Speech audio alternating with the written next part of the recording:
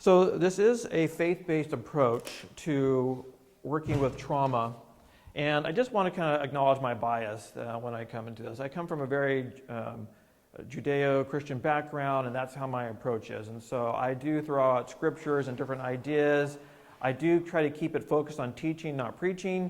Sometimes I get a little excited, but I will try to rein that in because I realize that there are other people who are at different levels of that spirituality or may not have one at all or don't have different belief systems than I have, and I'm not trying to offend anyone. I just want to make sure you know what my bias is, what my background is, and where I'm coming from.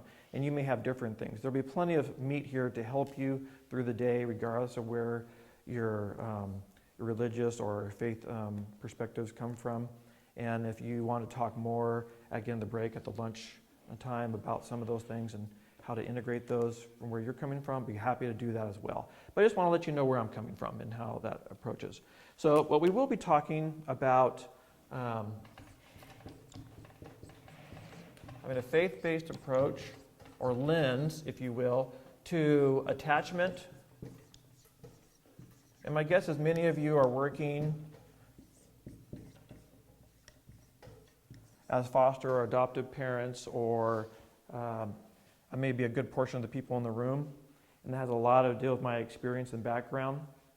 So we'll definitely be addressing that, but insecure attachment issues and attachment research isn't just about foster and adoptive families either. It has to do with a wide range of people, and we'll definitely be addressing that issue. And then we'll also be focusing a good chunk, particularly this morning, on how to be trauma-informed. Now that's a huge thing right now. It's pretty hot on the market in terms of what you'll see this everywhere now.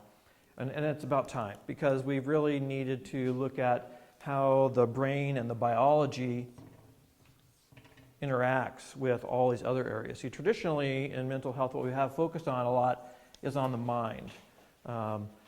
Sometimes people from a faith-based perspective will call this the soul, which basically is your thoughts, your will, your emotions.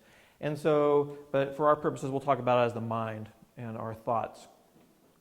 And so a lot of traditional mental health is really focused here on this. And then we've also been able to now, through increase of neuroscience and brain imaging techniques and more research, being able to look at things from the brain and the body perspective, which is great because when we talk about trauma, we realize that much of our trauma is stored in our body.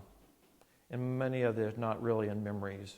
It's really the body is keeping the score and creating a lot of the issues and problems. And we're going to talk a lot about why that's important for the model today. And then, of course, for me, the other issue is just keeping this whole sort of spiritual focus.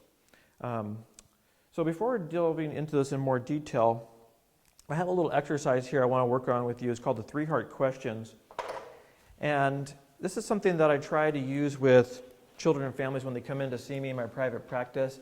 I try to start off the session with asking them, how is your heart? And what I mean by that is, how are you feeling about yourself? How are you doing in your relationship with other people?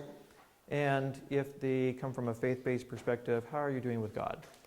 So just take a moment to think about or jot down a couple thoughts on how you're doing in each of these areas. How are you feeling about yourself? How are you doing in terms of your relationship with other people? And how is your relationship with God?